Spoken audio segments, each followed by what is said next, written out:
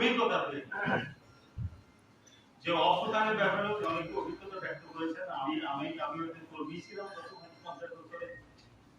আমি বলি যে অবদান যেগুলো সময় হতে পারে, এবং গভর্নমেন্ট যে প্রসিডিওরে গিয়েছে, যে পথে গিয়েছে, এই পথ হলো অবহেলার পথ। এই পথ হলো রাষ্ট্রকে ক্ষতিগ্রস্ত করার পথ। এই পথ হলো জনগণকে নিঃস্ব করার পথ।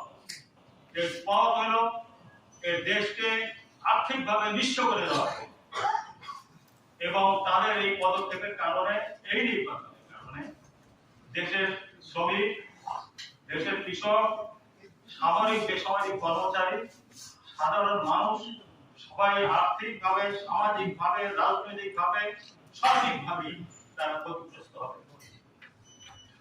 কাজে এই ক্ষতি থেকে বাঁচার জন্যই